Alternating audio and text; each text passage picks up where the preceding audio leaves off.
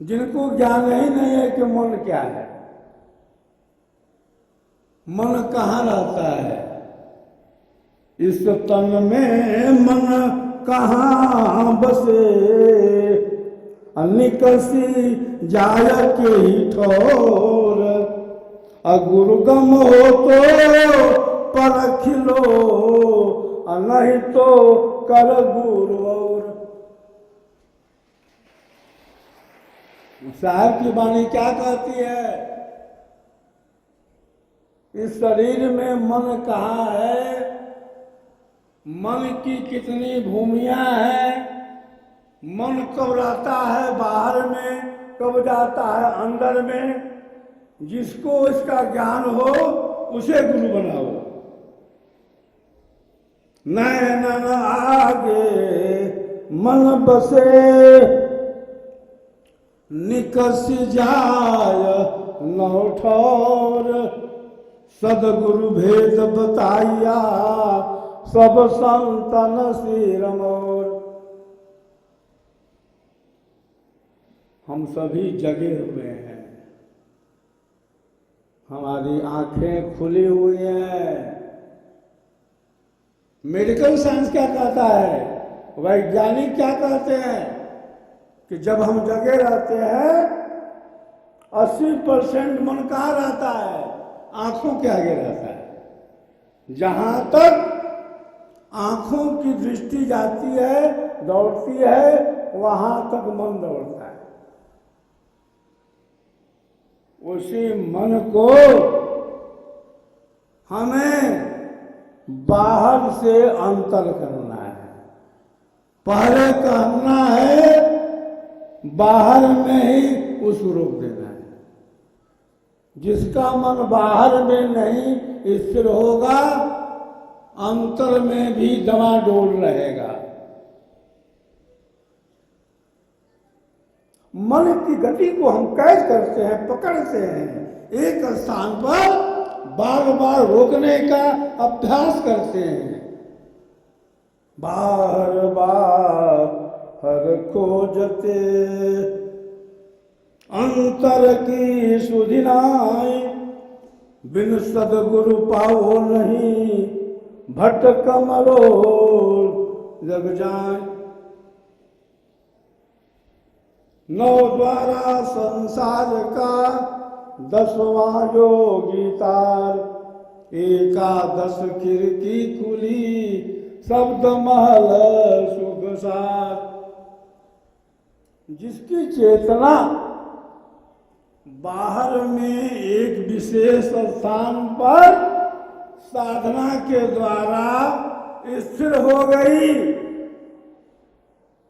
उसी साधक का मन अंतर में भी स्थिर हो गया। मैं बाल्यकाल में 3 वर्षों तक साधना किया था प्रथम कोटि का। प्रथम आचार्य कहते थे कि प्रथम कोटि जो है विहंगम योग का फाउंडेशन है। फाउंडेशन मजबूत है तो महल तैयार करने में समय नहीं लगेगा। आज क्या हो रहा है, दीक्षा लिए हुआ 6 महीना हुआ, साल भर हुआ, लोग कहते हैं कि हमारी कोटि बदल दीजिए। कोटि बदलने में क्या लगता है? अरे ज्ञान तो 2 तरह का है, आपको बतला दिया, बस कीजिए। और कहीं कहीं बताया नहीं जाता है, दे दिया जाता है।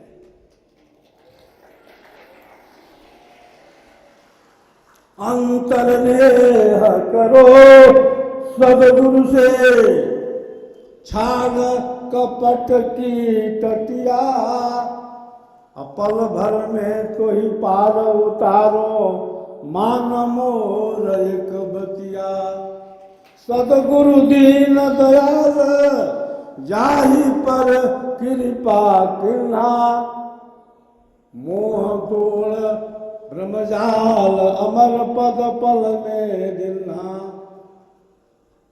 गुप्त रहो संसार प्रगट अनुरागी पायो, बहुतक हंस चिताय ज्ञान दे लोक पठायो। सदगुरु आचार्य श्री प्रथम की पुण्यतिथि है आज। 48 वर्ष हो गया। 28 जुलाई 1969 सोमवार के दिन आचार्य श्री का महाप्रयाण हुआ। उस समय मेरी अवस्था केवल 22 वर्ष की थी। उसी काल में मुझे प्रचार कार्य का गुरुतर भार मिला। 48 वर्षों के विहंगम योग के इतिहास में बहुत से कार्य हुए हैं। ग्रंथों का प्रकाशन हुआ, अनेक आश्रमों का निर्माण हुआ, देश विदेश ब्रह्म विद्या का प्रचार हुआ। मैं ब्रह्म विद्या विहंगम योग के प्रचार प्रोग्राम को लेकर के 2 बार अमेरिका भी गया, इटली गया, फ्रांस गया, जर्मनी गया, सिंगापुर गया, ऑस्ट्रेलिया गया, मॉरिशस गया, बहुत से देशों में गया। लगभग 35 देशों में विहंगम योग दस्तक दे चुका है।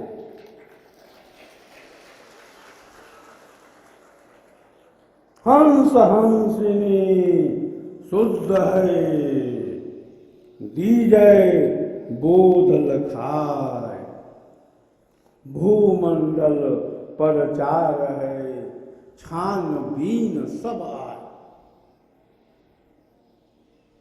सदगुरु सदाफल जी महाराज ने अपने भविष्यवाणी के क्रम में कहा था कि मेरा जो प्रचार है भूमंडल का है, भूमंडल के हंस हंसनी आएंगे। ब्रह्म विद्या श्वेत ध्वजा हमारी विश्व के कोने कोने में फहराएगी। भूमंडल प्रचार होगा। 1 लाख जीवों को मैं संसार के बंधन से जब छुड़ा दूंगा तब विचार करूंगा कि मैं संसार में रहूं कि जाऊं। योगी का संकल्प है वह तो पूरा होकर के रहेगा। मैं सबको देख रहा हूं, मुझको कोई नहीं देख रहा है। यह विहंगम योग की अपार महिमा है। आचार्य श्री कहते थे कि संसार के जो भोग है, संसार की जो वासना है, जो भी तृष्णा है, लोकतृष्णा है, कुतृष्णा है, कभी पूरी होने वाली नहीं है। भोगों से वैराग्य लो और महाप्रभु की भजन करो। एक साधन होता है, एक भजन होता है। साधन किया जाता है, भजन होते रहता है। दोनों में भेद है। पकड़ी पकड़ी जगत को राष्ट्र परम गुरुआय श्वेत ध्वजा अध्यात्म की भूमंडल पराय। आज का जो दिन है गुरु महिमा ही गाने का है।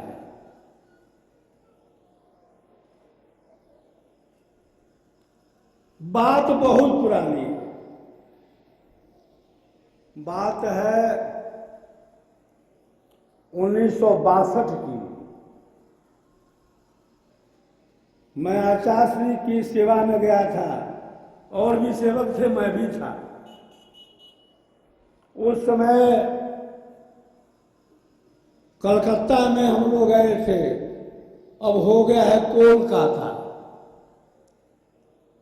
प्रथम आचार्य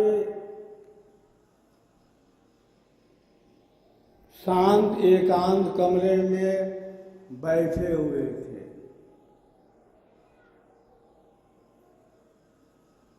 एक चेला आता है, शिष्य नहीं, वह रखता है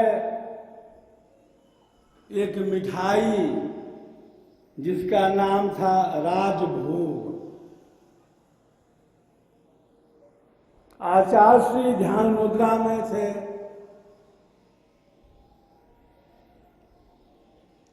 जब आचार्य श्री ने आंखें खोली तो वो चेला क्या कहता है, ए गुरुजी, हम राजभोग ले आए बानी। तो आचार्य जी का कहली कि हमरा के तो जोगी भोग चाहिए, राजभोग ना चाहिए।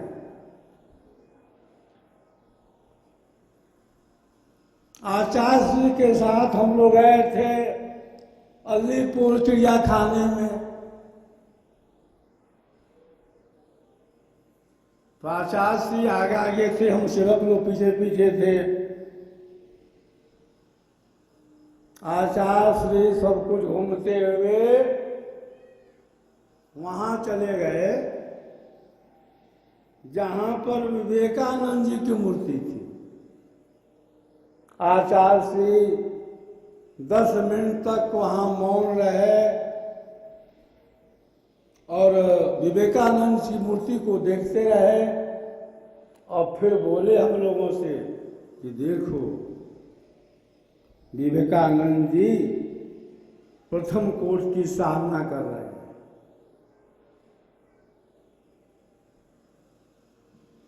वह स्थान बेलूर मठ में है। चिड़ियाखाने में घूमते घूमते हम लोग चले गए जहां पर शेर रहता है। तो आचार्य से कहे कि मैं भी एक शेर ही हूं। आचार्य श्री बहुत प्रयोग भी करते थे। उनके पास बहुत तरह की सिद्धियां भी थी, लेकिन लास्ट में यही कहते थे कि इसका प्रयोग कम से कम होना चाहिए। आचार्य श्री एक बार गए बिहार में, तो सेवक जो है जहां आचार्य श्री ठहरे थे वहां पर स्वामी जी की एक पुरानी शिष्या थी जो अब नहीं है, जिनका नाम था सरोजबासरी देवी। तो उस शिष्या से सेवक ने पूछ लिया कि जब स्वामी जी का शरीर छूट रहा था प्रयागराज में, तब आप वहां पर थी कि नहीं? ऐसा कहना था कि वो शिष्या जोर जोर से लगी रोने। उसी समय आवाज आती है। आवाज देने वाले को कोई देख नहीं रहा है। आवाज क्या होती है? यह महामूर्ख है, यह महामूर्ख है, वह रो रही है और यह जो उसको याद दिला रहा है, इसको समझाइए। आचार्य श्री को ये संकेत होता है कि मूर्ख है, मेरी शिष्या रो रही है और वह जो है याद दिला रहा है। आचार्य श्री जीवन भर स्वामी जी की महिमा गाते रहते थे।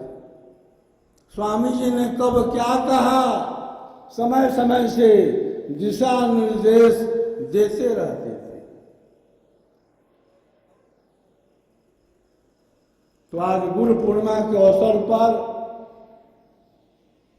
उस महान सत्ता के चरणों में हम सबकी श्रद्धांजलि है और उनके चरणों में बस एक ही प्रार्थना है कि हम दीन बने, हम अधीन बने, हम अमानी बने और सदा गुरु के चरणों में लवलीन रहें, सदा भक्ति की मांग करें। निष्काम भाव से भक्ति की मांग करो, तुम्हारी कामना जो भी है, जो सकाम भी है, समय से पूर्ण हो जाती है। कहना बहुत कुछ था, सैकड़ों संस्मरण हमको आज भी याद है, लेकिन समय नहीं मिलता है, समय का अभाव बराबर रहता है। अंत में उस महान सत्ता के चरणों में हम सबकी श्रद्धांजलि है, निष्काम भक्ति की मांग है। निष्काम भक्ति से ही सब कुछ मिलता है।